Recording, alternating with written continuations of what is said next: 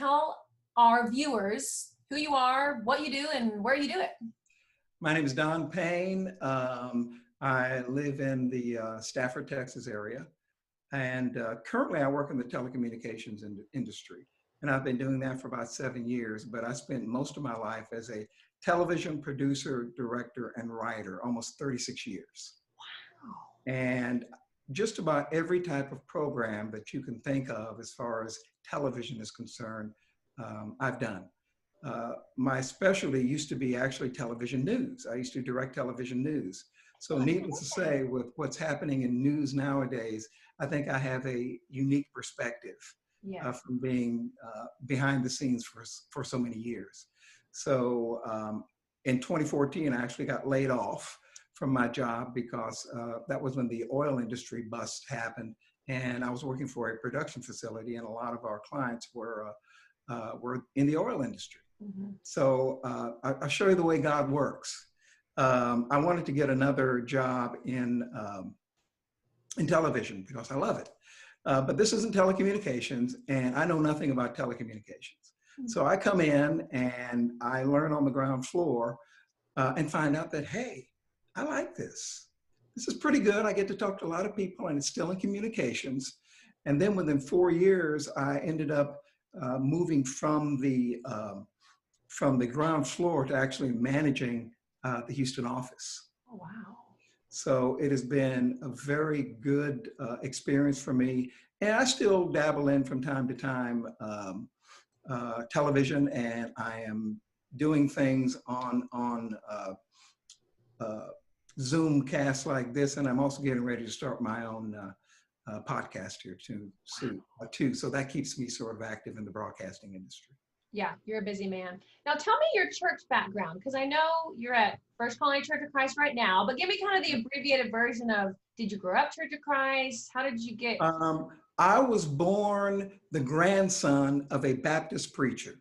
Oh, I love it. And it was for that time, and I was born in 1955, so I've been around a long time. But that church, it was a very large church, and it was in a small town, Evansville, Indiana.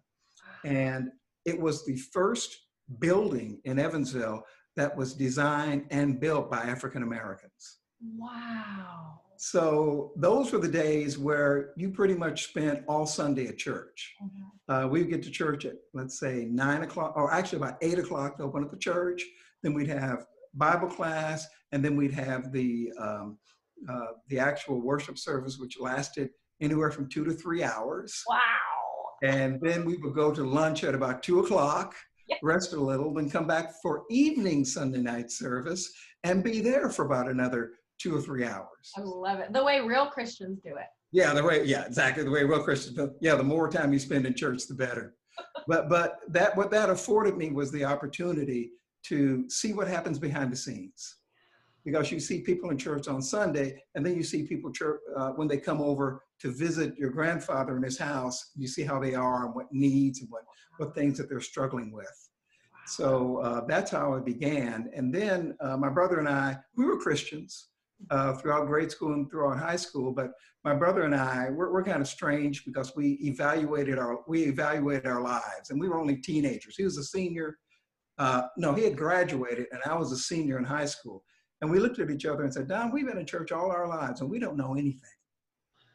We just went to church and we didn't have any knowledge. We sung in the choir, but we really didn't pay any attention to what was going on. So for that year, we were seekers.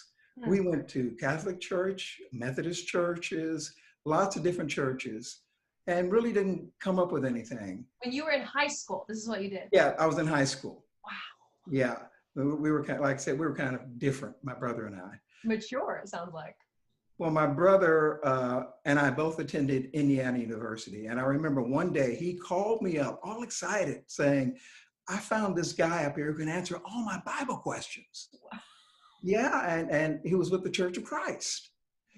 And that's how we got involved with Churches of Christ. No way. I love that. The Bible nerd. Yeah, we were Bible nerds and didn't even know it. So then when I joined him the next year at Indiana University, it was a great environment for us. There was a church there, and all of the college kids sat in the first 2 or 3 rows, and we learned. And we had a couple of preachers who actually took us under their wings. And I don't know if you remember the days when they had revivals, and they went from Sunday to the next Saturday every single night. But we learned how to study the Bible, learned about Bible history, and how to not only just learn book learning, but also learn how to incorporate it into our lives. So from the time I was 18, I've been with Churches of Christ. And now I'm, turned 65 in a couple of days, and so it's been most of my life. Awesome. That is incredible. I love that story. Well, thank you. It's been a great journey. And the thing is, I have as much enthusiasm for studying the Bible, being a Christian, and talking to people as I did when I was 18. Yeah. And I think that's a blessing come from God. And plus also I've been around a lot of good people that have inspired me and have encouraged me. Yeah. And so it's been a great journey.